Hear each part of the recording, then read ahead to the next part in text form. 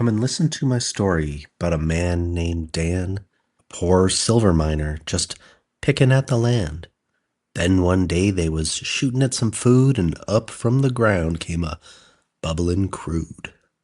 Oil, that is. Black gold. Texas tea. It's really the American dream, isn't it? The land literally beneath your feet, the very earth you're standing on, making you rich beyond your wildest dreams. And once you strike it rich, honestly, nothing could go wrong. I mean, really, there's nothing that can stop you. Not a force on earth can get between you and your wealth. Greed, jealousy, even loneliness. All things of the past, right? Wait, right?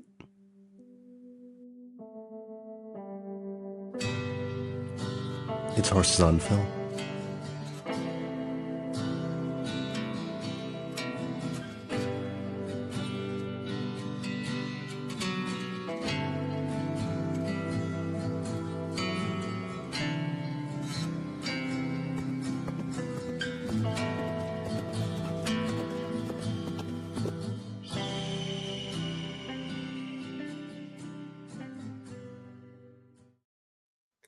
Howdy, y'all, and Happy New Year, and welcome to episode 7 of Horses on Film. We're just trucking along. We're 7% of the way through. This is the podcast dedicated to determining the top 100 Western films of all time. And we're using as our guide, of course, the Indiewire list published in 2024. From there, we're adding, subtracting, reordering, until we can kind of come up with a list that we're excited about. And with me, as always, joined by my other hosts, Dave and Scott. Welcome. Happy New Year. Happy New Year. Yeah, it's y'all. It's 2026 when this releases. So I hope we made it. We made it. we are recording this in advance. There is the possibility of, like, I don't know, another rapture or something. May you live in interesting times. You never know. I don't want to get too ahead of ourselves and say that, January is normal. But anyway, here we are. Welcome to January. To a great 2026. Cheers. Yeah, absolutely. Cheers, cheers, cheers. This has been fun. Last episode was our Christmas episode. We talked The Proposition, meat pie Western from Australia. And it now stands in second place behind Unforgiven. So it had a rating of 16 out of 20, an average of 4. So I think that's going to put it pretty high on this list, don't you think? Yeah, definitely has a possibility. I like that something that isn't Hollywood is this high. Not only as, if you've seen the episode, I gushed over this film, but I stars in my eyes, stars over the eyes in my diary of how much a Guy Pearce, will you take me to prom kind of stuff. Yeah. But I'm like it's Guy like Pearce in his yearbook and yeah. I heart you, Nick Cave. We like that kind of like Denny Houston, your eyes. Yeah. Oh, John Hurt. Oh man, I'm. We don't have time. Yeah, I'm really, really happy that it's not to see a outside of Hollywood film so high. I'm looking forward to when we get to the other ones on this list too. So yeah, there's going to be some classics coming up and things are going to get shuffled around. But in the meantime, I'm glad it's there. And I'm even though both Dave and I, it was a little too real and gritty for our fainty personalities. I got the vapors twice watching it. But I'm glad it is a great one, and it's one that we really enjoy. So. There's a town scene in The Proposition where a lot of them got the vapors. So it's not an easy watch. We said that. Not an easy watch for sure. This week we're talking the oil industry, and here we are in Alberta, where the oil industry is kind of a big deal. Have you guys seen any other kind of things about the oil industry on film or TV? I guess Dallas, when I was a kid, was a big deal. I don't know if you guys remember Dallas. My family never really watched Dallas. Yeah. Or at least not when I was around. Right. That's the one with the "It Was All a Dream," right? There was a whole season where, yes, a character that was killed off that was very, very popular, played by Patrick Duffy, Of Step by Step fame. of Step by Step fame. Yeah. And he, one episode, I think it was this season premiere of another season, they pulled it back in time, and he woke up and was like, whoa, that was a weird dream. And that whole season had become a dream, and all the weird things that happened in it were nullified. It was a big swing. I think it was one of the first to do it too. Because Yeah. was it St. Elmo Hospital one? It was all in a snow globe? I don't remember that. I don't Or know something that. like that. There was another TV show that tried it, and it was all in like the kids' snow globe. And they're like, Oh my God. it ends with him just being like, the hospital is in the snow globe, and the whole thing has been his imagination for like 7 seasons. The other one I could think of is the Newhart. He had an original show called The Bob Newhart Show, I think, and then the next one was called Newhart. And then in the finale of Newhart, it was him waking up with his wife from the Bob Newhart Show, or whichever one came first. And I dreamt that I owned a Airbnb in Maine, and like he created that whole show as a dream in another show. Kind of brilliant. That I wish I remember the show, Yeah, but I wouldn't have known that ending, and that is kind of funny. That is great. Yeah, that was really well played. They referenced it on Late Night with Colbert, with Walter Malcolm in the Middle, Bryan Cranston waking up being like, I had a dream that I was like this drug guy. Like, and just yeah. And that was a reference to the Newhart. So That was a Newhart reference. Oh, that's perfect. I love that. To answer your question, Landman is currently about to go into season 2. It's very much in oil. I'm enjoying it. I do like me some Billy Bob Thornton. So Billy Bob, yeah. I worked with him on Fargo season 1. I find he's just great. Bad Santa. Yep. He's the main guy. We get Sam Elliott this season in the trailers. So I haven't watched Landman yet. Is it very Yellowstone-y kind of? More season 1 than season 2 on. Like there's a little bit of that yeehaw to it. And that doesn't intrigue me, but the character interactions and the business side of it really do a lot more for me. But like, I feel I'm not the target audience, so I'm getting out of it what I will. And you see that in Yellowstone season 2 on, where they realize their target audience, because that's kind of the first of the Tyler Sheridan TV stuff, I think. And they kind of lost me after, like, I didn't even watch the last season Yellowstone. I was just like, it's too yeehaw for me. So. Well, welcome to an entire podcast about horses. Yeah, I know. Westerns. But here we are. I knew we would pull you into it for sure. Every once in a while. Another one that I always think of when I think of the oil industry, and maybe it's not even oil industry so much, but have you seen the movie Sorcerer? No, but is that where he's trying to get the oil across like the Middle East or something like that? Well, sort of. Yeah, you're close. I mean, it's a terrible title for the show because the Sorcerer is the name of the truck in the movie, but it's basically 4 men from around the world that had to leave the world they were in. One was a bomber, like a terrorist, and one owed the mob, like stole from the mob and had to get out of town.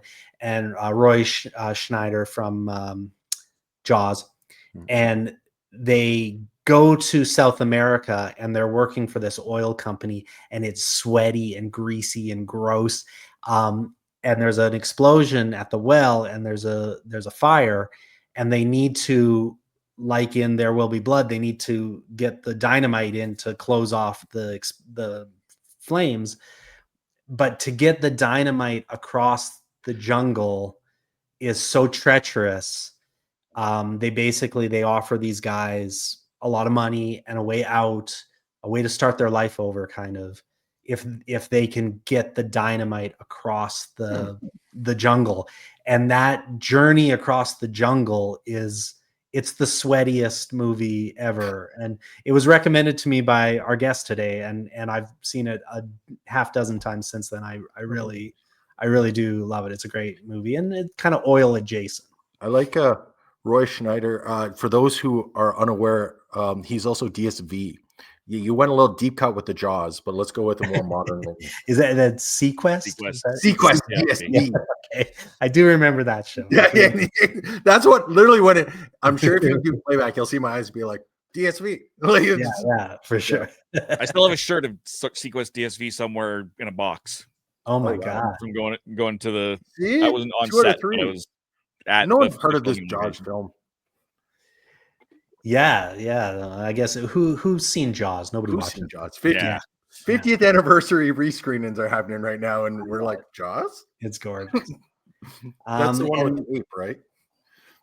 Yeah, there's a big ape, and Big ape. terrible swimmer though. Terrible swimmer. The other connection tonight is Paul Thomas Anderson is our director tonight. Do you guys have a favorite Paul Thomas Anderson movie? Magnolia. Yeah. That I went Actually, to be fair, it would be this one. But I do like Magnolia. Haven't seen The Master. It's on my list. I just haven't got around to it. What else was Punch Drunk Love is great. Yeah, that was Boogie Nights is awesome. Boogie Nights is phenomenal, especially that opening shot. Oh, so good. I think it does kind of peter out partway through, and then Philip Seymour Hoffman and William H. Macy, just like unbelievable performances. I think Paul Thomas Anderson has a way of getting these performances out of these people, and you see it in today's feature too. But Punch Drunk Love. There was an interview with him, I think, while he was doing press for Magnolia, and they were like, "What's next? What do you want to do?" And he said, "I want to do a movie with Adam Sandler and Daniel Day-Lewis," and he eventually did both. Punch Drunk Love is a beautiful movie. I love that movie, and the music is great. And that was I think the one right before this one chronologically. I think so. Hold on, I have the IMDb beside me. How about you, Dave? Have you seen Phantom Thread or any of those? I haven't seen most of his stuff. I'm sure I've seen Boogie Nights. I'm sure I have, but I can't remember enough to say no, I loved it. Just looking at kind of his filmography, there's not a lot on there that I know that I've seen for no particular reason. Right. I'm not avoiding his movies or anything like that. It's just looking at it, it's like, nope, didn't see that. Nope, didn't see that. Nope, didn't see that. Didn't even know that one existed. Nope, didn't see that. and Hard Eight look interesting. Licorice Pizza looks interesting.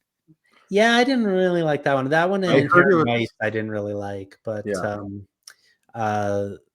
personally, it wasn't really for me. But I did go to his newest one, One Battle After Another, while prepping for this. And while prepping for this, I found a very interesting little thing that I'll read later. Just a little connection between There Will Be Blood and that movie. But yeah, are you guys ready? Should we get going on our feature presentation here? Yeah, I'm on board. Let's do this. So we'll put that thing up, and we'll set a little bit of mood music and learn about There Will Be Blood. There will be greed. There will be vengeance. Ruthless silver miner turned oil prospector Daniel Plainview moves to oil-rich California. Using his son to project a trustworthy family man image, Plainview cons local landowners into selling him their valuable properties for a pittance. However, local preacher Eli Sunday suspects Plainview's motives and intentions, starting a slow-burning feud that threatens both their lives.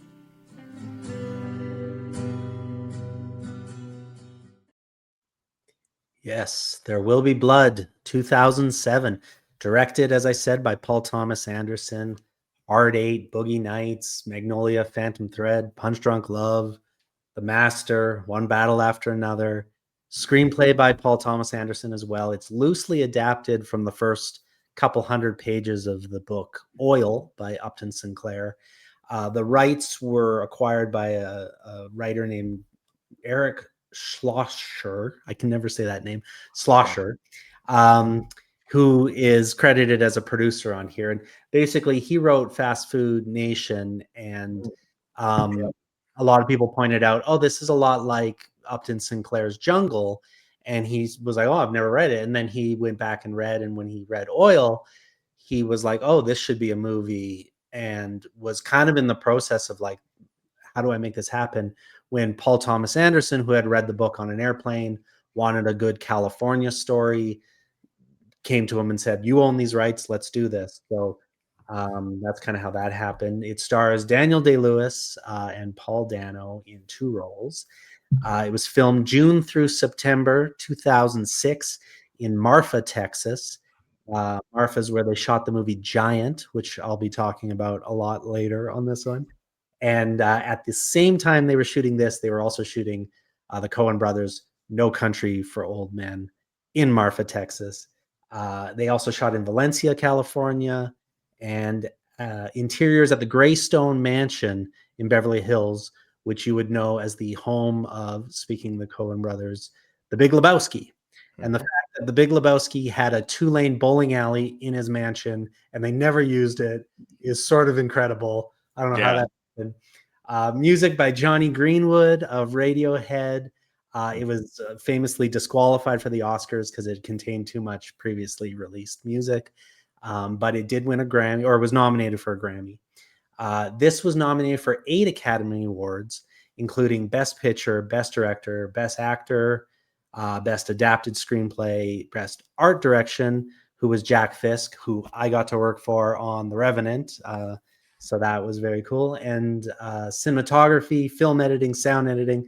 It really got nominated for a lot. It only won 2. Daniel Day-Lewis won for Best Actor, very well deserved. Shocker. Cinematography, Robert Elswit, also well deserved, and he didn't think so at the time. And then apparently he went back and watched it, a year later, months later, and went, "Oh wow, no, this deserved the Oscar." Do you know what won that year, 2008? Best Picture? Yeah, you don't have that in front of you, do you? I do have it in front of me. It is No Country for Old Men, which, well, forever kind of linking these 2 movies together, which we'll talk about in a minute. But first, let's bring in our guest, our returning guest, screenwriter, filmmaker, Fraggle Rock creature shopper, Brandon Nelson. Brandon, friend of the pod, welcome back. I'm so proud to be a friend of the pod, and just really happy to be back. I'm excited. Yeah, you're our first returning guest, our first guest ever, so it makes sense. Get you back in the rotation. Well, last time I helped you guys discuss a filthy murderer on Unforgiven, so I'm happy to be here discussing just a hardworking, industrious man, a community leader and a family man, and great really father. Yeah, totally, yeah, absolutely. Do you have a favorite? Oh, sorry. I think he's an oil man. Yeah, he's an oil. Do you have a favorite Paul Thomas Anderson movie? I hate to say the boring answer, but I think it's got to be There Will Be Blood. But Phantom Thread and Boogie Nights are right up there as well. And I have a soft spot for Inherent Vice that a lot of other people don't have, because I love a good hangout movie. Speaking of The Big Lebowski, it's one of my favorites of all time. So Inherent Vice is kind of in my area that I enjoy, of just hanging out and being confused about life. And I would like to watch that again, because I did watch it just the one time and I didn't enjoy it at all. So I should see it again. A lot of people have that reaction. I totally see how it would be mixed, but I kind of have a soft spot for it. So. All right. And No Country for Old Men is probably one high on your list. I love No Country for Old Men. That talk about a Sophie's Choice at the Oscars that year. Good Lord. I mean, I don't know that's where you got to split. I think picture and director. That's if ever there was a case where you got to split it, this would be one. And I'm surprised they didn't do that year. But yeah, I wonder if maybe No Country was just a little bit more commercially Hollywood. Maybe, but a surprisingly cool offbeat choice for the Oscars still. So, I suppose so, yeah. I'm wondering if it actually lends more, because when I think No Country Old Men, I think of Javier Bardem. He really his, I just had the name, Chagrin or something like that. Anton Chigurh. Sugar. Sugar. That's it. Yeah, I'm like that's what everyone talked about. Like because he really is like. So Yes. I'm wondering if that kept it in the consciousness when they went to vote. Absolutely. Yeah, it was a very shocking movie too. This one was shocking as well, but maybe a little bit more of a slow burn shocking. Dave, Slow burn. Slow burn. What do you think? Slow, I got the slow, impression you are not a slow. huge fan of this. I'm not. Now, as you list off what it was nominated for, I can't disagree with any of those things. Sure. I will fully concede that this is a very well made film. Daniel Day-Lewis is always a top tier drama actor. This is not a Western. Yeah. In context of this podcast, it is not a Western. It is a period drama that happens to take place in the West. That's it. There's no cowboys. There's one horse. There's nothing that makes this a Western other than it's physically in the West. Yeah, and I'd say oil is as Western as gold or land or cattle, but you're right. There's something that feels a little bit. I mean, even though it's shot in Marfa, Texas, it feels like a California story, where they're not like fighting against Mexicans for the border in California might feel more Western, but this feels more like a capitalism, greed, family, personal story. Is it a Western? Is the big question on the table. Yeah. Scott, And I say very not. So for the listeners at home, I'm squirming in my chair. Yeah. I believe if all we've been talking about Westerns is Star Wars, this is Andor. If we did a podcast on the 90s, right? And we were like, oh, the whole 90s was just heat. We're like, no, we focus on the horses and the outlaws and stuff. Like that's what you think. But what was everyone else doing? People had lives. People were doing, and it just happened like, especially with this, I had it in my mind as a post-Western, which was, so I had to look it up. The traditional Westerns are about 1840 to about 1890, they say. This starts in 92. So I think this would be what kind of, because oil for all intents and purposes kind of killed the Western. You got cars and automation and industrial, right? A lot of that comes with oil. But that spirit, that independent spirit that I will make it on my own, be damned, is throughout this. When he drags himself out of the silver mine and across that is the most Western thing I've seen, maybe. Like, it's some cowboy shit right there. That hole, and it happens multiple times in the film, that hole keeps taken from that man. Well, and like, I mean, aren't Westerns about like conquering the land? And what is a more direct conquering of the land than exploiting it for all it's worth, what's under the ground? It's sort of like, it's either not a Western at all, or it's like the Western. Yeah, like it's one or the other, and I'm not sure which, to be honest. You're digging into the heart of darkness of this land. Yeah. And you're challenging it, and they show you that with the partner, the when they start digging the wells and they lose the guy when the pipe falls. Like, it constantly just takes. And then eventually JW goes as well. But like, it takes everything from this man, and you see that, and like, I'm not saying he's a good guy by any means, but no. But I do fully believe that this might be arguably the most Western of Western films we watched.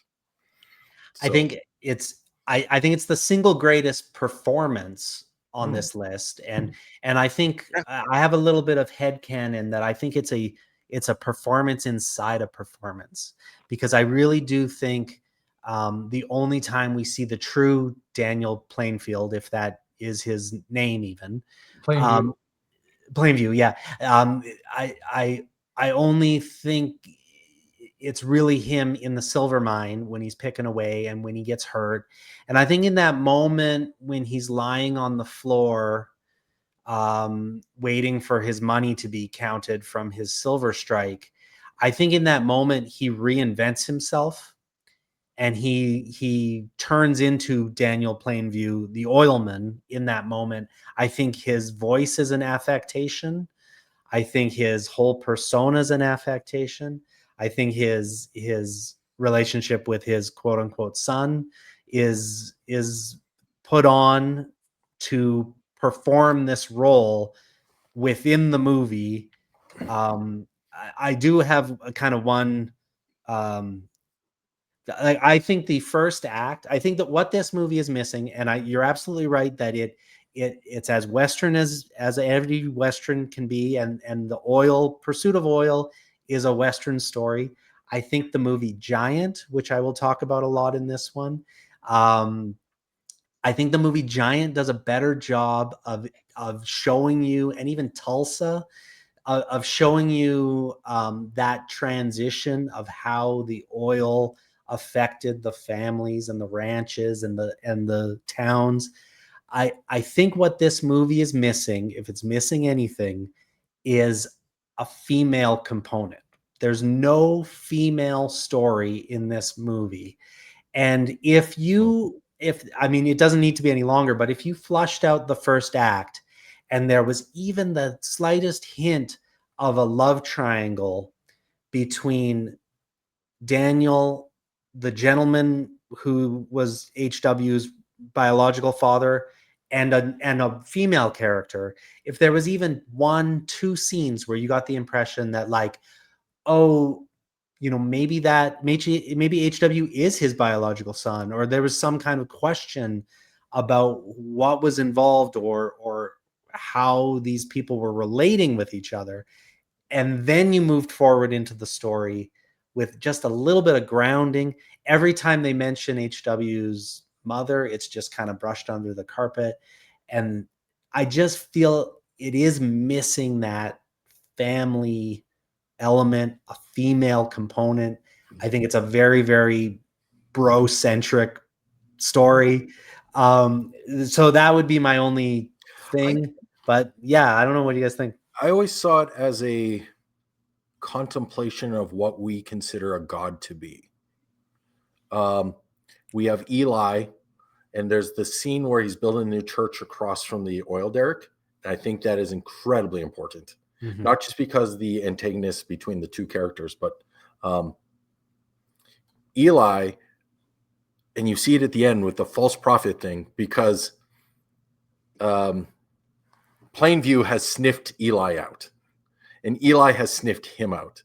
And it's always, to me, it's this constant battle of who's going to get the upper hand. It's a duel. Just exposed. And you see it at the end with the say you're a false prophet.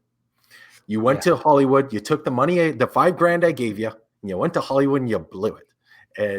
And you see the big like cross, he comes back, like it's religion as a clothing option, as a way to hide the fact that he is rotten inside. At the dinner table when he attacks his dad, there's nothing Christian about that. And like, it's just like, and I think it could be why Paul, the twin brother, leaves, mm-hmm. where he can see that his brother is leading these lambs down the wrong path. I do think this movie is a duel. It is a grudge match. Mm-hmm. They, one of them hits the other one, and then the other one comes up with a reason to hit that one. And like, they really do. I mean, as much of it's a grudge match between this and No Country for Old Men, it was a grudge match between Paul Dano's character and Daniel Day-Lewis through the whole thing. Well, Paul Dano's amazing in this. Yeah. He's overshadowed by Daniel Day-Lewis, but don't get me wrong. But like, if Daniel Day-Lewis wasn't in this film, we'd be talking about Paul Dano. Like, he's that good. And he had 4 days to prepare because he was cast as Paul, and there was another actor named Kel O'Neill who played Eli. And then after a few weeks of shooting, they decided that wasn't working. They let Kel go. He's now a director. He's doing great. But Paul Dano took over the dual characters. They rewrote it as twins. that look that Daniel Day-Lewis gives him when he comes up as Eli, where he's figuring out that they're twins and he just stares at him. It's priceless. That's worth the price of admission. He glances over at the kid as well, like, you're seeing this, right? Yeah, Like, yeah. yeah. That's the guy, right? No, that's not the guy. Yeah, it's pretty funny. But yeah, so Paul Dano really stepped into it, and his performance, I think, is goofy on a certain level. It's kind of embarrassing at times, which it's supposed to be. Like, it's not, he's doing it on purpose, but yeah, he is. They're both showmen. It's just that he's a little bit more of a ridiculous showman because he's playing to his audience. But that grudge match between them, it is. I didn't fully realize until this rewatch for this discussion is I didn't realize how much they are both religious figures in their own way. I thought, oh, it's this competition between like rational but brutal capitalism and religious zealotry. But in actuality, there's nothing rational about the way that Plainview runs his business. He is a fanatic, and he's as religious as Eli is, just for his own purposes. And he has opportunities to sell his business for $1 million and walk away and live however he wants to. But he says, what would I do with myself? This is his mission. It's his religious mission. And I think that there's that moment early in the movie where HW, as a baby, his biological father kind of anoints his forehead with a spot of oil on his forehead. And it's like this Ash Wednesday thing, but it's oil. And I didn't realize actually how they see each other. Daniel and Eli see each other and understand each other as competing prophets. Religious factors. You see it because the movie isn't about oil. And that's and it's the line at the end. Spoiler. I don't know. Do we do spoilers here? Yeah, we spoil. Sure. When he beats the crap out of Eli, and then the servant comes down and he goes, "Are you done?" He goes, "Yeah, I'm done." I'm finished. And he says it in a way like, This was my business. Finished. And in a way, it's my performance is done. You know, when I'm looking at it as a performance in a performance, I think it's like this role that I've been playing is finished. You know, I think there's something kind of, it's very theatrical. Yes. When he's standing over and he's like throwing the pins at him and everything, I was just like I believe Daniel Day-Lewis every time. He is the last of the Mohicans. He is a member of a gang in New York. He is that Yeah, but I think that's because they're religious figures. I think that's why there's so few women in the movie. They are ascetics. They're monks to their religion. Like, if they could open themselves up to companionship like that, they wouldn't be who they are. Like, they are just pure elements of whatever they're exploiting and like harvesting and taking. You also see it when Mary marries the son, and then so you had the oil take his son from him, and then you had a woman take his son from him. Yeah. And so and that's that scene when he's like, I can't remember. I literally watched the movie again yesterday. I can't remember what he yelled at him, but he's like, "Good, go. I don't need you. Whatever, go." He's hurt. He's obviously hurt because but like this whole time, the son is who he's confiding in. The same way you might pray, right?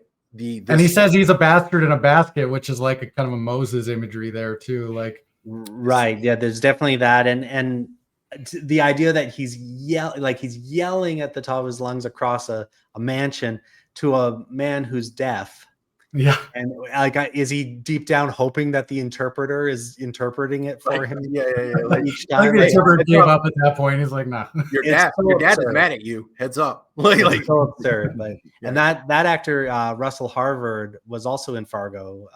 That's right. Yeah, he's great. And the young actor who plays HW is fantastic. He's not an actor. He was kind of thrust into it because they wanted someone local who could shoot shotguns. And but yeah, he was fantastic throughout it. And they really had a partnership more than a father-son. He really treated him like a business partner, for better or for worse. When the lawyer shows up, he says, "Make sure you get your half." Right. Which I assume he does get a good chunk of it. And when he goes off to do his own thing with Mary in Mexico, I imagine he's taking quite a bit of capital with him. Yeah, he's starting a competing business. Like Mhm. for sure. And right away, Daniel's so jealous that it's you're my competitor, and he just doesn't see beyond his myopic vision. It's the only way he can view human beings is like competing exploiters. He doesn't understand them any other way. He even says it. He has opportunities for love. There's opportunities there with HW's, wife eventually, and his friend Kieran Hines, who's his business partner, kind of a second in command. He could have been a good friend to him, but they never talked about anything personal. It's all business. Dave, what do you think about the brother that came in that maybe wasn't his brother? So here's the thing. I literally fast forwarded through every scene with that false brother, and I don't feel like I missed anything. You're probably right. Yeah, like the brother. I think that's an entire subplot that could have just gone away, and it would not have affected the movie in any way, shape, or form.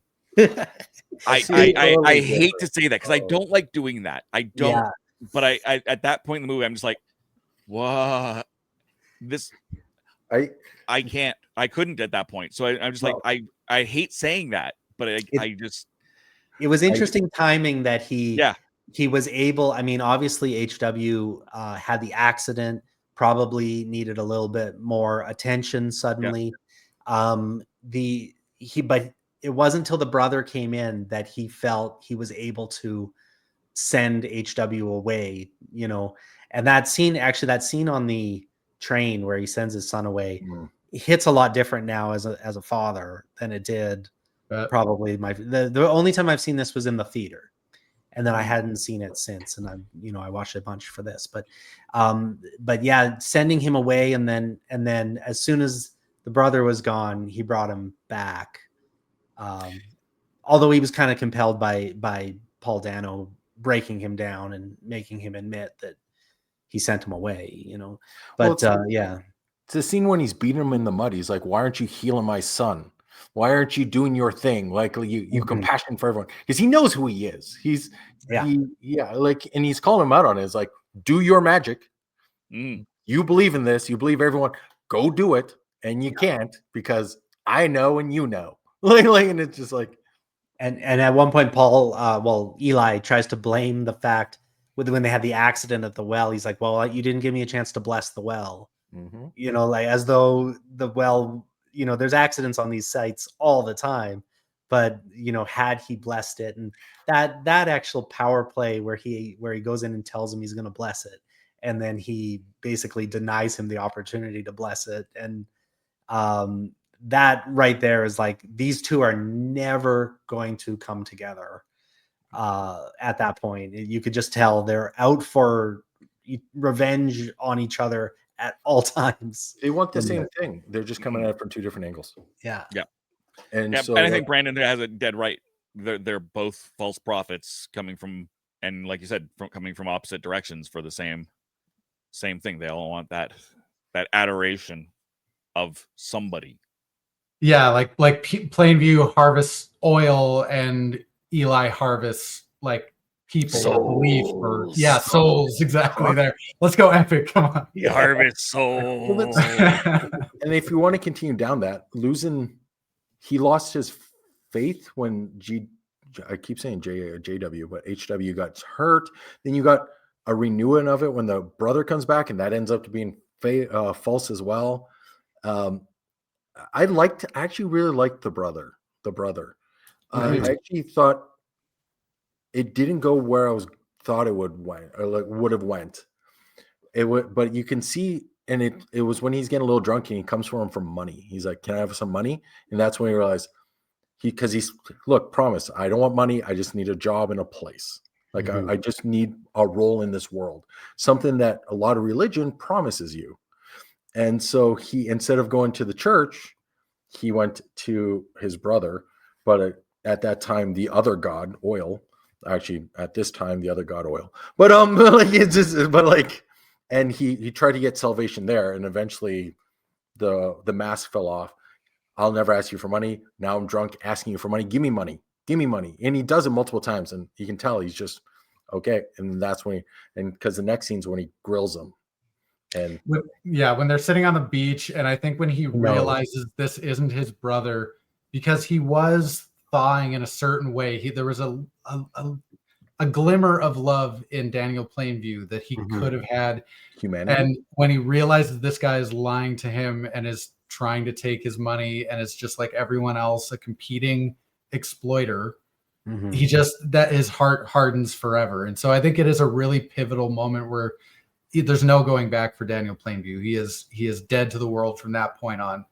And there's something incredible about that moment when he is asking for money, and there's that off-screen laughter that him and the prostitute are probably drunk and having a great time and spending Daniel's money, and that soundtrack of the laughter coming at Daniel.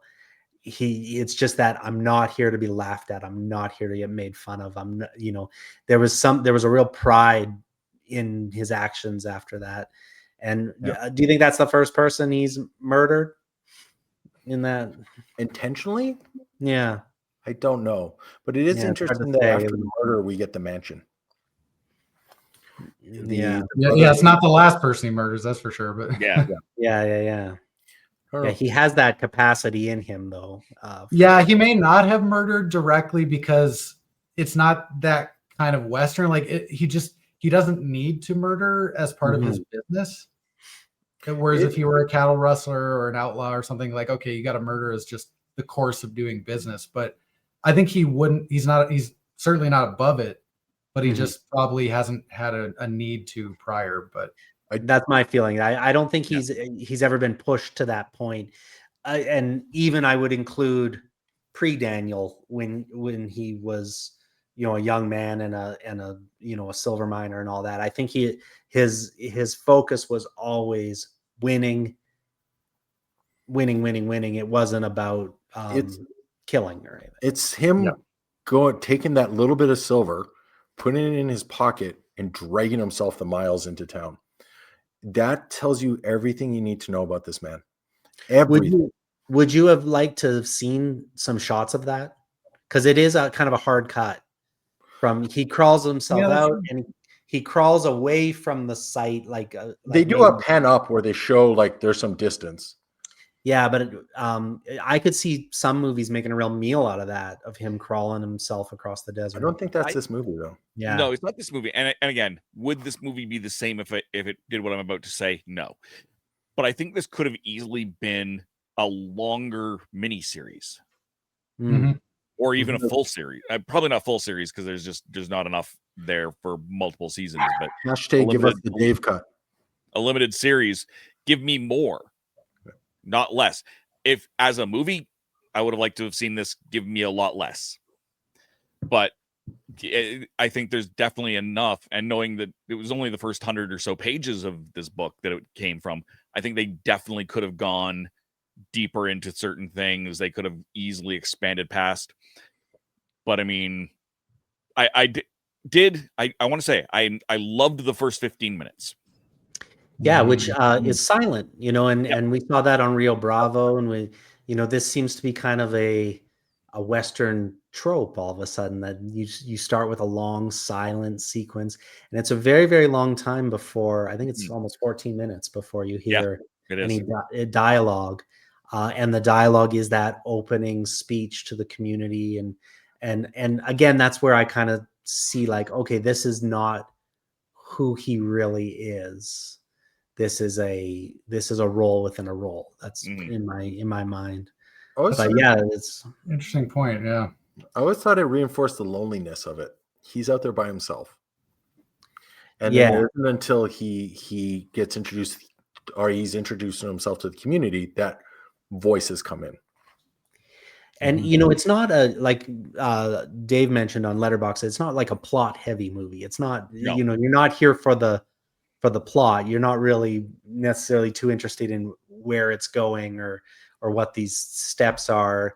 I think Tarantino said in his review of it that it had no set pieces, and then he was like, well, wait a minute, that oil well lighting on fire, and HW getting hurt. That was okay. Other than that, but there was a movie that came out last year called The Brutalist, which got a lot of attention and buzz.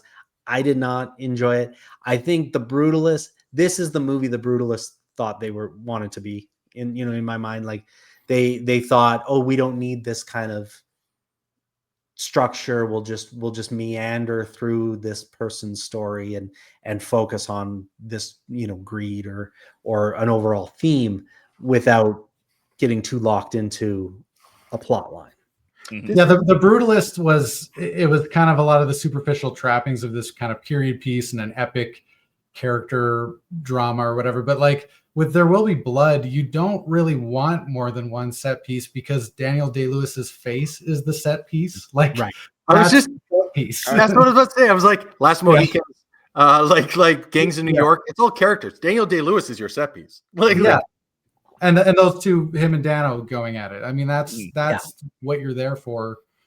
And that's really interesting, Cameron, what you said about that he is such a performance and that we don't hear him speak until the performance has already been honed and crafted. And he's a professional at pitching these drilling sites and these land leases by the time that we actually hear him speak.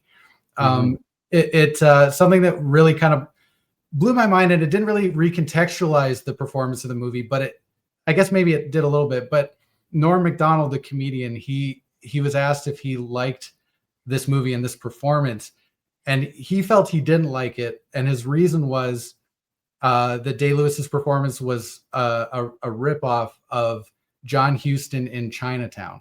And when he said that, I was like, what? And then I watched a scene of John Huston in Chinatown, and Mr. Giddies, I want all water in California. Like he's just the cadence is there. I'm like, oh my God, he's a guy in a wide brimmed hat trying to control a resource for wealth and power. But to me, I'm okay with that, oddly, because it is a little bit deliberately artificial. And so I don't think it's a ripoff. I think it's like a grotesque extension. It's a honing in on. And I think there was a story that he watched Treasures of Sierra Madre a lot, kind of preparing for this.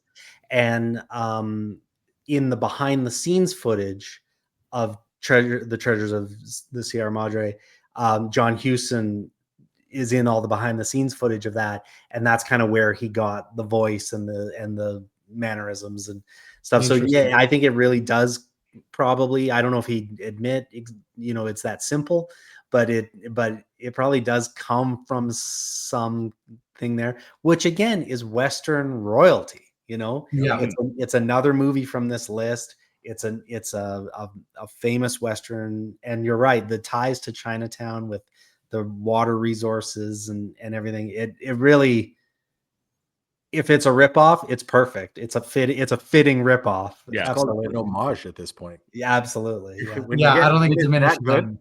Yeah, I'm gonna read you guys something because I recently went to One Battle After Another. Have you guys not yet seen that yet?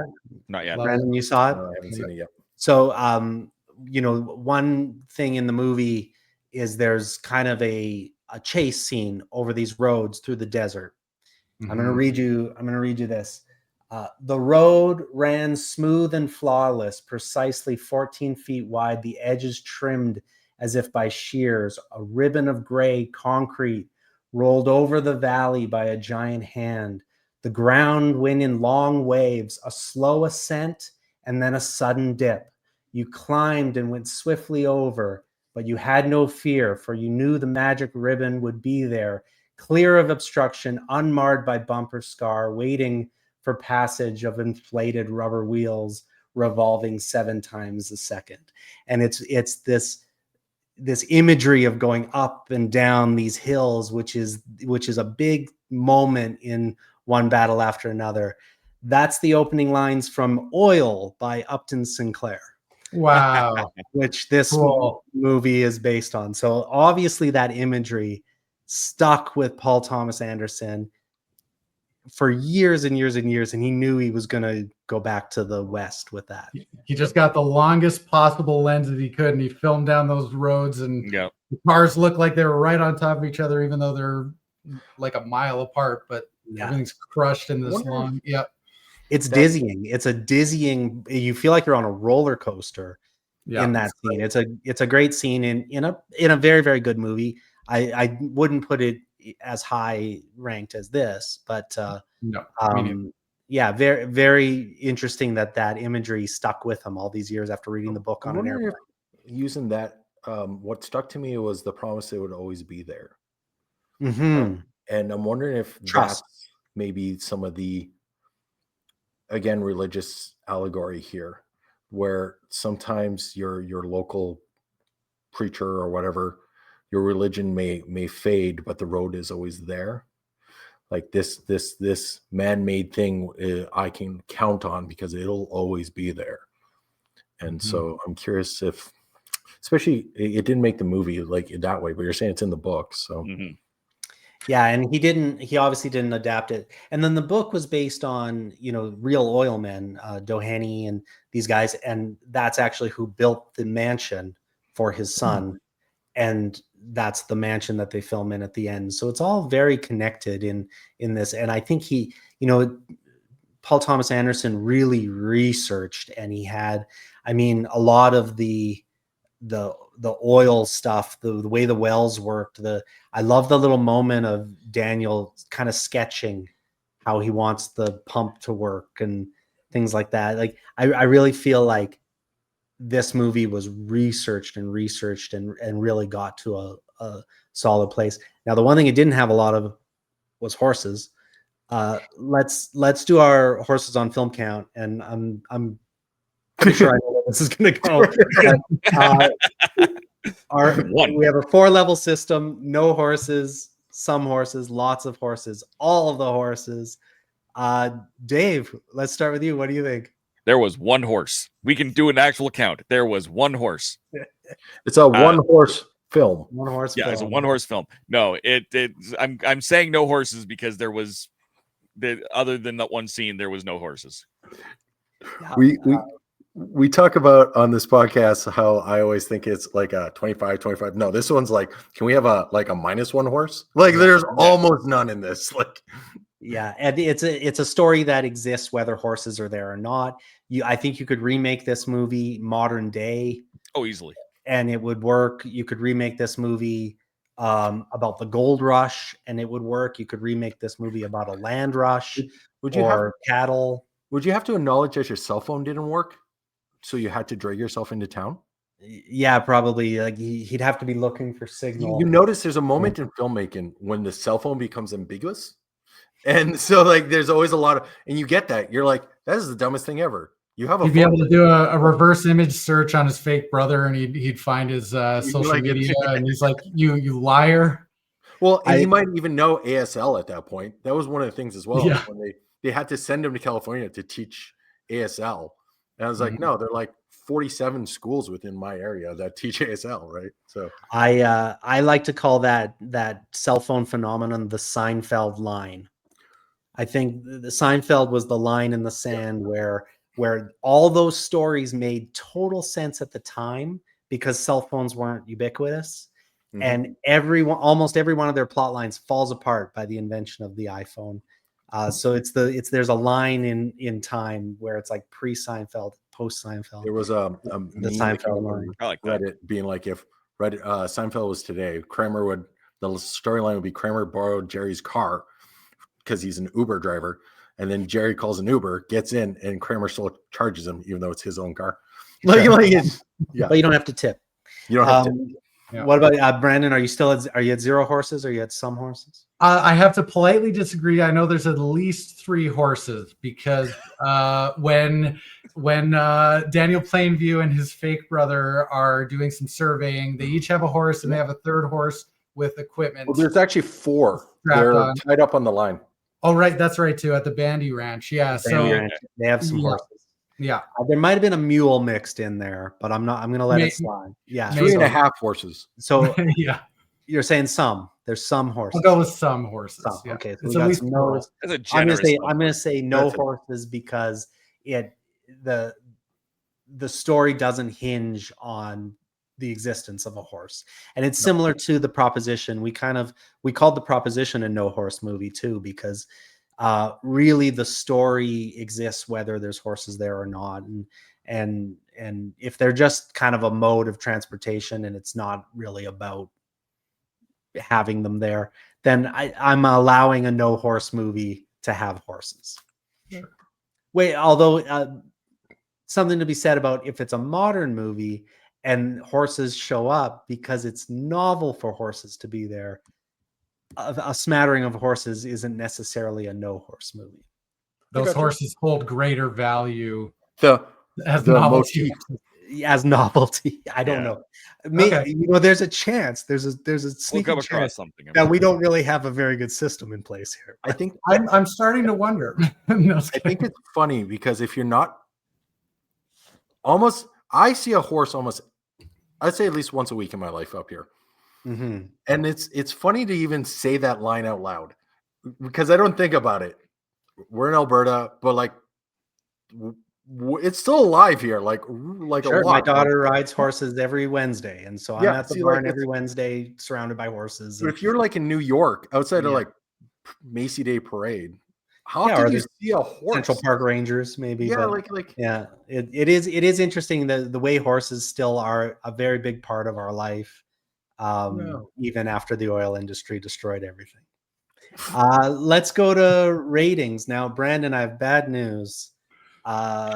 We abandoned the six shooter rating pretty much immediately. If I had been informed ahead of time, I would have pulled out at the last minute, I have to say. But no, I'm just kidding. I'm glad that this is your last appearance on the pod because you're so hurt by the reason is we're trying to align it with Letterboxd and they're a 5-star rating system.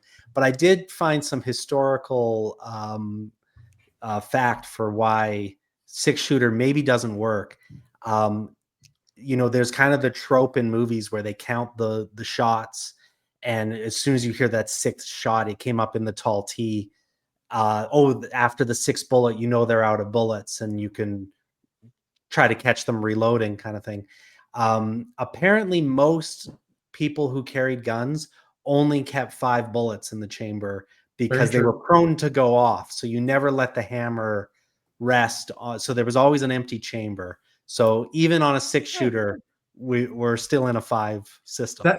That is a very good point. And as I'm an Alberta guy, like we all are, and my dad is founder of a couple of gun clubs, and so I've grown up shooting. And modern revolvers require a pull of the hammer for the first shot, and then after that, you can continue to pull through without cocking the hammer. But old West revolvers you could set it off just pulling it out of your holster or whatever on the first shot. So very dangerous to have all 6 loaded. So good point. I'm no longer heartbroken, and I withdraw my complaint. Cameron educating everyone on the We'll see you back. We'll see you back on another episode. Thank God. Thank God. Yeah. Crisis averted. I just you're explaining that whole thing, and I'm picturing Brandon against like some hay bales, being like, "Oh, I'm out of bullets. I can't be here anymore." Like it's just like, yeah, Sundance Kid kind of thing. Like, oh, here we go. Yeah. So out of 5, I'm going to start. Let's start with Scott. Out of 5, what's your rating?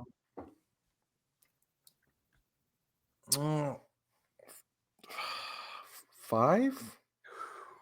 A 5. 4.5, 5 is where I'm at.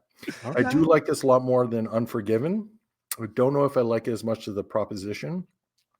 I like the more, I was going to say gritty, but it's not what I like about The Proposition. I like The Proposition is such a, again, Sophie's Choice was already thrown out in here, but that like, I feel where this, I will never be a Plainview or an Eli in any metaphorical way in my life.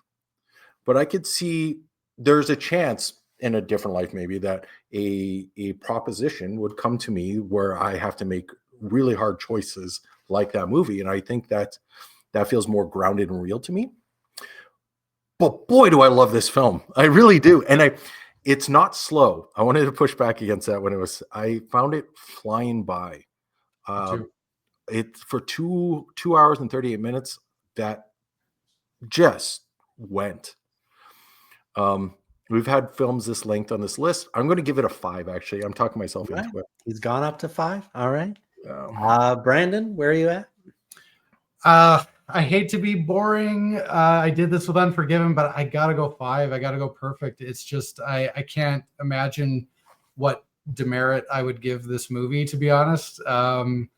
You know, if I had to pick between them, I would have to go with Unforgiven, but by a pretty slim margin. Yeah, no, I think it's great. I think it clips right along. I've seen it 4 or 5 times at this point, and I wasn't bored for a second on this rewatch. So I got to go 5. Love it. I would like to give Brendan's review of There Will Be Blood a 5 as well. Thank you. It's a meta 5. It's a meta 5. Yeah, Dave, yeah. let's go to you now, and this will be great. Scott doesn't have Letterbox, so he hasn't seen what I gave. My this. favorite is you can see in Dave's eyes, like, how much do I want to hear about this on future podcasts? Dave, I got to add you on Letterboxd, clearly. Yeah. Send your complaints to horsesonfilm@gmail.com. At gmail.com. Yeah. I'm to sorry. Daniel Smith In and another context, I might rate this differently, but I still don't think this is a Western, and I'm giving it 1. I really, I don't want to watch this again for another context. Well, it's been fun, gentlemen. I'm sorry. There we go. My Unforgiven is suddenly a good thing. Yeah. Our averages are averaging right now. 2 wrongs don't make a right. You blew that one out of the water. I'm sorry. I'm I- sorry. That's great. Well, you know what we're doing here? We're trying to determine if this list, we're trying to determine what's on this list, what's not on this list. I think this movie is a 5-star performance. Yep. By I'll agree with that. Daniel Day-Lewis. I think it's a 4.5-star performance by Paul Dano. I think it's a 4-star movie. And if you look through my letterbox at other 4-star movies, including, one of my favorite Westerns of all time is at 4 stars. I think it is a prestige, Oscar-worthy, like we went through all those things it was nominated for. I think the music is great. The cinematography is great. The art direction is great. It's a 4-star movie. I think it's a 2.5-star Western. And so for the purpose of this list, wow. I'm giving it 2.5. And We're keeping things interesting on this episode. I love it, actually. Yeah. We're kind of all over the place. I really feel like, as great as it is, and I think if you went out there and you made a brilliant movie with brilliant performances, which Paul Thomas Anderson did, and set it in the Old West, that's not enough to make it the top 100 Westerns of all time. Mm-hmm. And I really think, and not that it's not a Western, I think it is a Western, but I really think that this list could exist without it. I think you could look at a list of 100 Westerns that are better than this as a Western. I think you could look at this list and not go, hey, where's There Will Be Blood? Like, I don't, and it's interesting. Cowboys and Indians magazine put out a list as well. It came out a while ago. They updated it in 2021 because that one had some TV miniseries stuff on it that they wanted to kind of get off onto a different list. It's not on that list. Mm-hmm. And you can look at that list and not be overly concerned that it's not on that list. It doesn't really bother you when you look through that list. You go through and you see 100 great Westerns. I think I want to live in a world where There Will Be Blood might not be on our list. And so I'm at 2.5. I think No Country for Old Men from the same year in this grudge match is on the list. That's enough. I think this movie is a lot like The Treasures of the Sierra Madre. It's on the list. I think that's enough. I have a question. I think this movie is, it's Citizen Kane.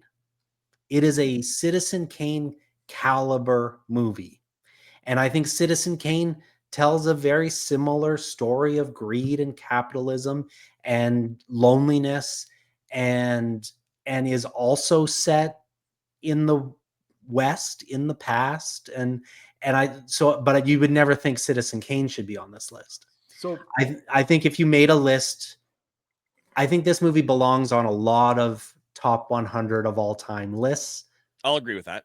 Just not this one. Right. okay, That's fair. I have Yep. a question, and I think we might get to it on our. We bring up Hell or High Water a lot, Right. which we've said is a Western that isn't on the list. And my thesis when I started was this is what everyone else is doing kind of during that time kind of thing. More of a, we always, Hell or High Water is kind of a focus on the good guys versus bad guys, a lot less horses, but that like outlaw. And here, like of all the movies we've watched so far, this is the first Western that doesn't focus on that, or focuses on it in such a different way where Eli and Plainview, Daniel, are the outlaws and the town is the good people, like or the sheriff, right?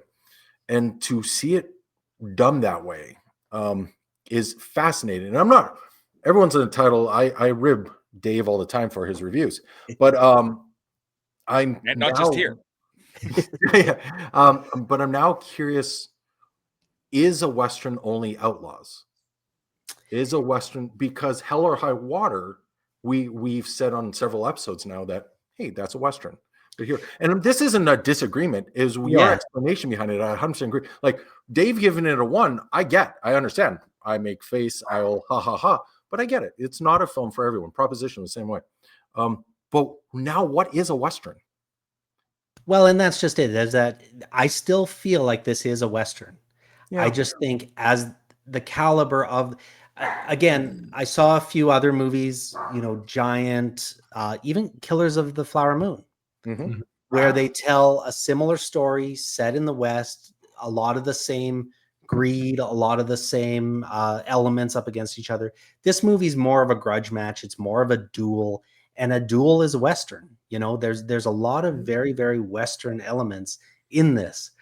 I just don't think it's a good enough Western to be this has taken a turn, I know, because it is a very, very good movie, but that's just how I feel. Genre example as an expression of a genre, it just falls between too many cracks to really like communicate the genre for you, kind of thing. Like maybe like if somebody said, "Oh, I don't like Westerns," which I hear that a lot, and a lot of people even reviewing Westerns on Letterboxd and stuff, they'll say, "I guess Westerns aren't for me." But then if there's got to be Westerns where you can be like, well, maybe you'll like this one, and I think this is one of those ones where you're like, well, you don't like Westerns, but what about this one? And then people go, oh, well, yeah, that's a brilliant movie. I love that movie. Right. So I think it has a place in the Western oeuvre of like, yeah, this is a beautiful Western that exists, and it tells a beautiful story in a beautiful way. I just personally think I'd rather have even Giant or some of these other movies in its place. Dave? Yeah. Yes. I was gonna say, you said it's a duel is a Western. Well, Hamilton's a duel, and that's not a Western. True. There are plenty of examples of not Western duels. The duel at high noon is definitely a Western trope. Oh, sure. Barry Lyndon is about dueling, and Star Wars Episode 3. There's a duel. Yeah, absolutely. That in and of itself does not make it a Western. So that's my question, and we've hinted at doing a bonus podcast with Hell or High Water. I would love to really dig into this, if we do that, of what a Western is. And I feel like what we're coming up against, and by no means is like a hurdle or anything. It's just is how Cameron, Dave, Brandon, and I see Westerns are very different, and that says there's a lot more to this genre as a whole, which I find fascinating already. Like when you talked about people don't like Westerns, that was me. When we were chatting about doing this, I'm like, I'm not really a Western guy, but I'm fascinated to get in on this journey, right? and I'm this is the part I'm loving about the podcast is this. There's a love of cinema and there's a love of film, and we're trying to dig down into the one, but we're all coming at it from different angles, and I love it. I'm a huge fan, but I hope we really get to talk about it. This one is at least 93 more episodes to where we will determine what is a Western. And this is number 47 on the list. So, it's right in the middle. It kind of feels a little bit maybe like filler. It's not one that's kind of barely making the list because it's a Western, but it's not that popular. It's not a ubiquitous classic or great top 10. That's why Rio Bravo was on the list. Yeah, there really are. Yeah, there are a few that I think would be considered kind of filler, and I feel like, and maybe people of a certain age, this movie and this director, to say like, hey, one of my favorite directors of all time made a movie that could be classified as a Western, therefore his Western should be on this list. But I also think it's very interesting. And I've said this, I'm not a huge fan, but there's not a Quentin Tarantino on this list. A guy who champions Westerns, loves Westerns, has made 2 of them. And even, Once Upon a Time in Hollywood had these Western TV elements that he got into. I don't think this is on the list just because the people who built the list like Paul Thomas Anderson, but it could be. And it's interesting that there's no Quentin Tarantino, and there's several Clint Eastwoods. There's 2 Bedekers. There's several John Fords, and so I just really feel that this is a great movie, but not a very good Western. No, and that makes total sense. Like it's. I'm also find it fascinating. Like, I guess whenever you make a list, it's always subjective. Yeah, and so absolutely. And I think the 8 Academy Award nominations, 2 wins, I think that definitely helped put it onto this list. Yep. Well, Daniel Day-Lewis's performance is 100%. I haven't seen his new one. I don't disagree with the positives that anyone has said. Yes, and we've talked about in the past reading, what was said in the actual Indiewire article. And in that, they really do focus a lot on his performance. Mm-hmm. And it really, I think it's the performance, because again, if you're thinking of great performances in Westerns, this is it. This is a great performance in a Western, typically not a performance-driven genre. Yep. So it's kind of, in that, but another movie that I would say tells a interesting similar story is The Furies, and The Furies is not on this list. It's Anthony Mann, beautiful movie, and has that extra element, and I said it before, of the female side of the story. And The Furies is it's not so much about oil, but it's about land. And that same grudge match back and forth. That would be like when we get to the point where we're making our lists and I'm making my list, I'm literally going to be going, There Will Be Blood off the list, The Furies on the list. That's where my head is on this. And I think we'll all make our own kind of list, and then we'll break it down from there. But There Will Be Blood director's cut. There will be blood. Behind the scenes features. Unforgiven. Daniel Day-Lewis stares at camera for 2 hours. Yeah. It's just like Daniel Day-Lewis reading the phone book. Oh yeah. Drinking a milkshake. I drink your milkshake. Not brought up once till now. Put a webcam in his cobbler shop. I'll watch that. We were going to do a gag where we all had milkshakes and the straws were going to be going. Too hard to organize. Like we abandoned that. No, I decided it was hacky. I don't know if I've ever been not hacky before, but But yeah, I kind of feel like all the praise that we heaped on it for the first hour of this, I feel like I've taken I've rained on the parade a little bit. But Not at all. It was a twist ending. It was a twist ending. That's all. yeah, I guess so. Exactly. So our next yeah. thing is of course whether it's list worthy. So you're saying this is not list worthy. That's yes, and you're right. Is it list worthy? I say it's not list worthy, and we haven't really got to a movie in our first few episodes that we didn't kind of all agree was list worthy. I think this is the first one on the list that I think is not list worthy. I think maybe Dave agrees. Yep. And I'd say that the two of you disagree. No, I actually, this is where Brendan and I will disagree, I think. But no, I think your synopsis is correct. I find it more fascinating the difference of what a Western is and how we, like, I would say Rio Bravo would not be on my list, but I see why it's on the list, even though I rated it quite poorly. Yeah, no, I agree with your synopsis. I was just more Hell or High Water was the first thing that came to mind. No, you're fantastic. No, I was expecting Dave. I was not. Twist is like Kaiser Sosa on the top corner here. It's just like Dave gave it a lower rating than me. I still think 2.5. I'm a bad guy, but Dave's more of a bad guy. Yeah, like make sure no everyone white knows hat that here. Dave Chapman that said that. He was the one that gave it 1 star. Send your complaint to Daniel Smith at no. I think it should be on the list. I don't know, but obviously, I mean, I guess it's obvious, but I do find this disagreement fascinating, like just on the basis of genre. I think it's like I'll do a fracking metaphor. It's like fracking the earth. I think that's how it works, right? You get something out of it when you crack the earth open. So we're the fissures between us are producing interesting discussions, and but yeah, I would say just the conquering of the land, I think, is a central Western metaphor. So I do think it belongs there, but I hear what you guys are saying. Yeah. Yeah.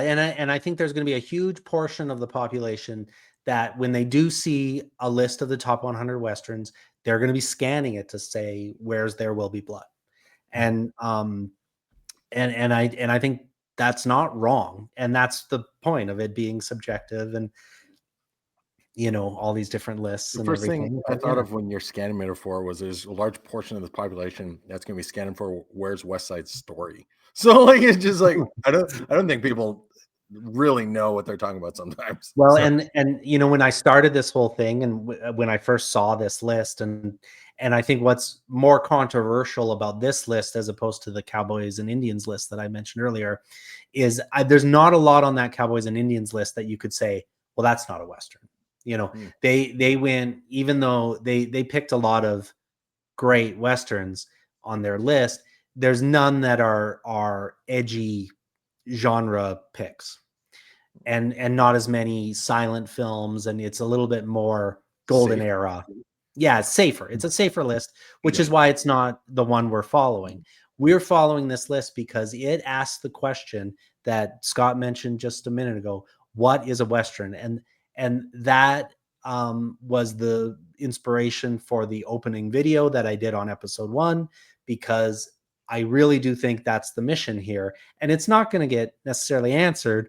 We're going to get 100 and plus bonus episodes into this and still not really necessarily know what defines a Western, because I don't think it is completely definable, but it's the journey we're going on. And that's I think what makes it interesting, I hope. I'm No looking forward. one. Oh, sorry. Go ahead. No, go ahead. Well, I was going to say no one wants a discussion on art that ends. Like that's not the point, and that would be the most depressing thing on earth. So, if that was the case, we're going to keep riding. Yeah, we can make our final one 1984. That'd be great. We can make the list, put it in a box, put a lock on it, shoot it into space, and never to be questioned again, never to be added to. No, that's just it. And like we said, a new Western will come out next year that's going to make us completely rethink it. I saw a great Western this year at the Calgary Film Festival called Eastern Western, which was a Croatian. It was a Croatian Western story that really ran full circle of this, immigrant story through the West, and then by the time they get to the war, and how the effort of the horses to go back to Europe and help with the war effort, and end up back in, these Slavic countries. I thought it was beautifully shot. It was a beautiful movie. I mean, if you want to talk about horses on film, they had beautiful shots of horses on film.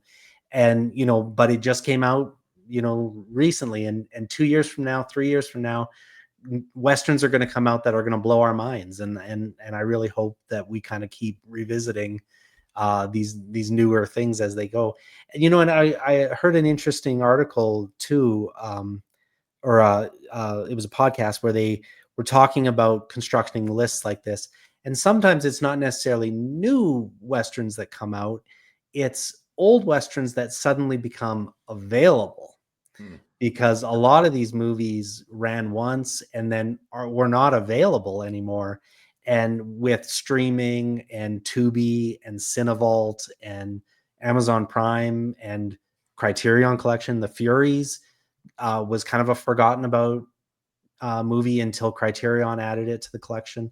We're going to see Westerns. And yeah, you're going to see these things come out of the woodwork that remind us. Even the Bedekers that we talked about, had this resurgence because of Blu-ray DVD market. We're also seeing a lot more of the foreign made films. So that's also going to help as well. Like, there's 100 Westerns we've never heard about. Every day. Yeah. Every day. When I think I've seen or at least heard of every Western, I'll click on a director on Letterboxd and go into his filmography and go, oh my God, there's this one.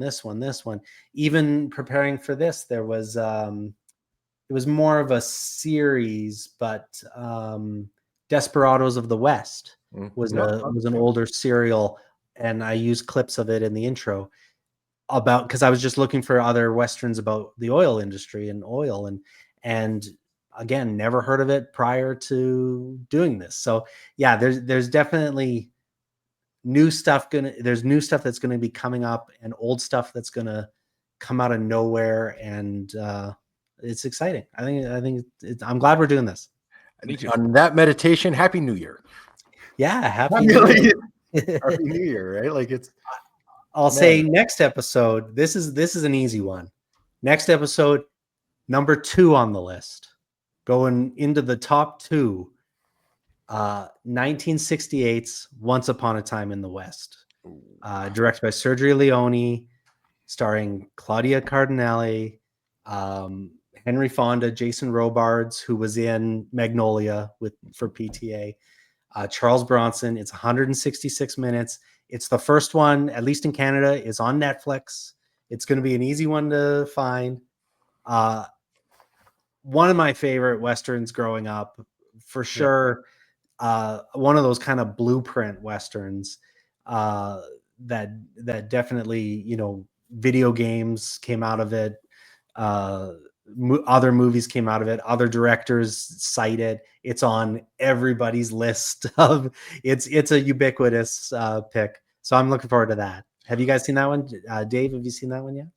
I don't recall having seen it. Keep in mind, when I say this, because I say that a lot. I barely remember what I had for breakfast. So I'm not saying I haven't seen it, but I wouldn't swear that I have. And I bet you've seen portions of it. I've definitely seen portions of it, and have not yet rewatched it because I was waiting for us to get to this point on the list. Mm-hmm. I kind of stopped watching stuff in advance so that it would be fresher in my head. That's what I'm doing with the ones I haven't seen too. Yeah, absolutely. Yeah. Brandon, are you a fan? I love it. It's my favorite Leone Western, which is saying a lot. Like, over the Man with No Name trilogy and everything. I love Once Upon a Time in the West. I think it's brilliant. Yeah, and he had said he was done with Westerns after the Man with No Name trilogy, and was trying to get a different movie made. And they said, well, we'll let you do a Western and you can have Henry Fonda, your favorite actor of all time.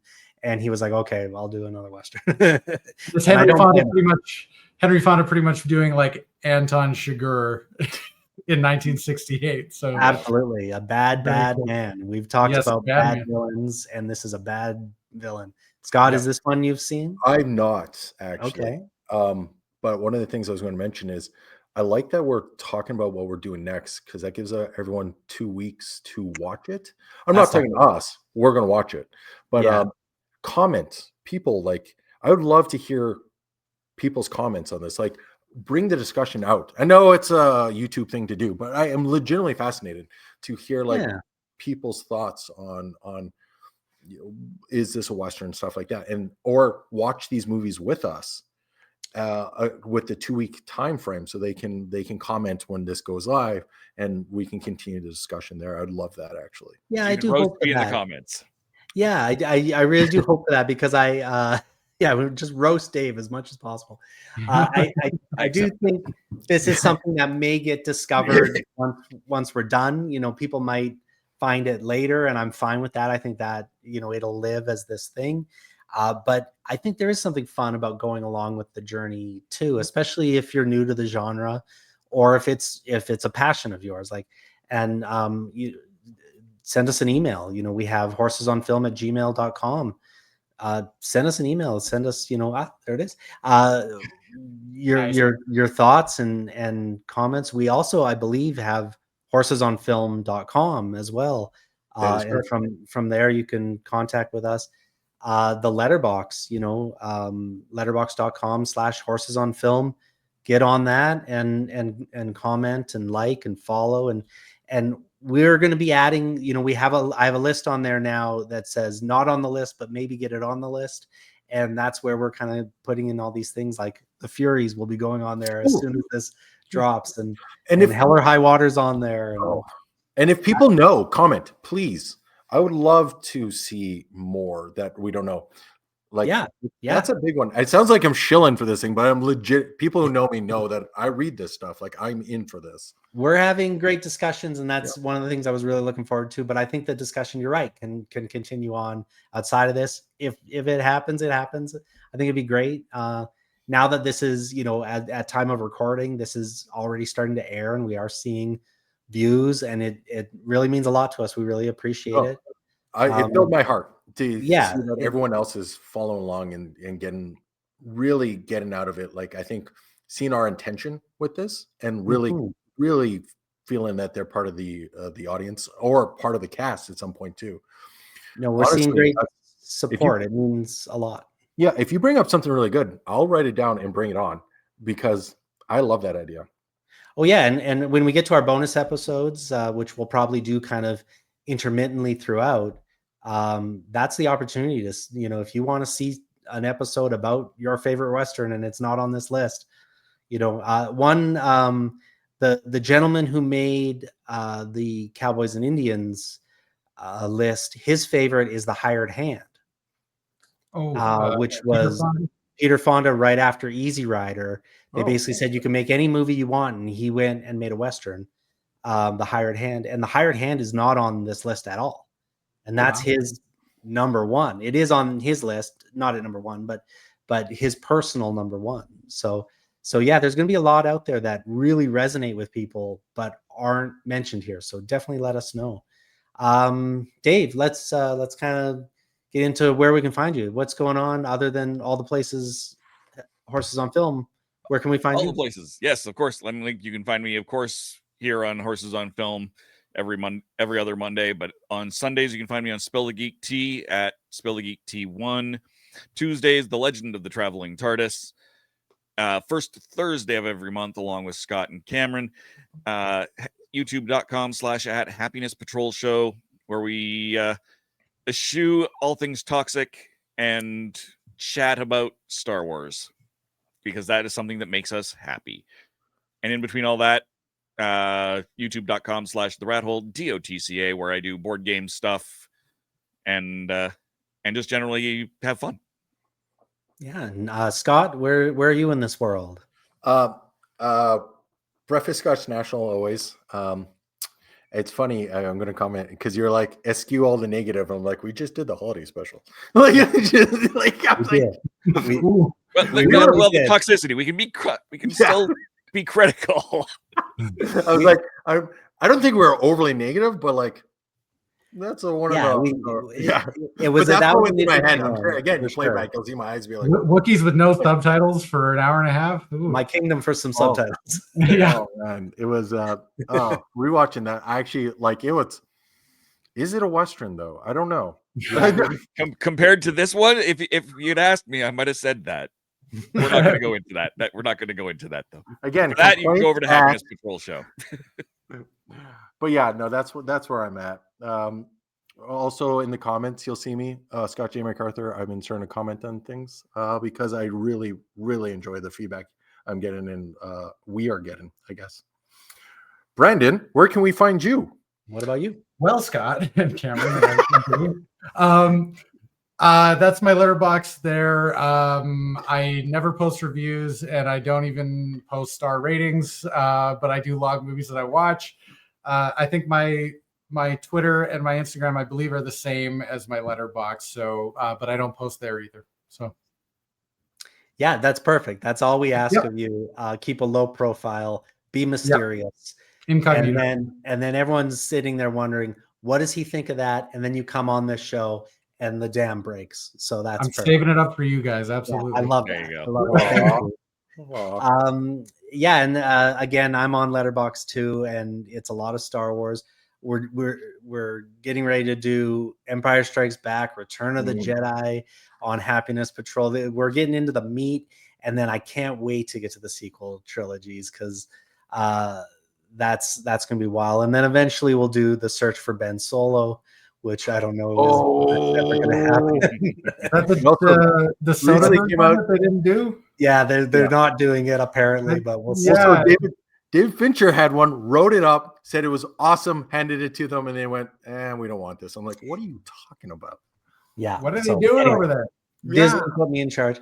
I am going to plug though. I started an Instagram for this, which should be well up and running now that we're into the new year. These drop every second Monday, but the off Monday where things don't drop, that's where you'll see me post. It's Instagram.com at Horses on Film Podcast is the Instagram handle. That's where you'll see me drop the intro videos. So if you're watching this or listening to this only on Spotify or Apple Podcasts, which was something we weren't kind of anticipating off the start, but if you're just listening to it and you're not watching it on YouTube, the only really visual component of this, other than Dave's hat and Scott's beautiful face, Brandon's amazing DVD collection, and my haircut that the barber quit in the middle of my haircut. She basically leaned on my head and went, I can't. And she quit. So I broke her. I think she's left the country. It's a very sad thing. But and if you want to see this haircut, go to youtube.com/horses-on-film and subscribe. If you do want to watch it, haircut, it's here to watch. If you're not watching it and you think you're missing out on what those little intro videos are, they're on the Instagram every second Monday. So I'll be putting them up on Facebook and Blue Sky as well. Beautiful. And we'll maybe find ways to link it through horsesonfilm.com too. We're taking over every corner of the internet where Horses on Film is an available handle. You will see us mosey into your town, I reckon, soon enough. That is episode 7. That is episode 7 of Horses on Film. I want to thank all of you guys. Thank you, Brandon, again for coming. We will have you back. I want to thank Brett Alec Bailey, who did our beautiful theme song, and I look forward to hearing it multiple times throughout the day, especially when I'm editing. I really, really appreciate it. I love it. Brett's awesome. Yes, he was great. He was on the Proposition episode, and he did great. Thank you all. This was an emotional one. Thank you for going on this journey with us. But I'm finished. you.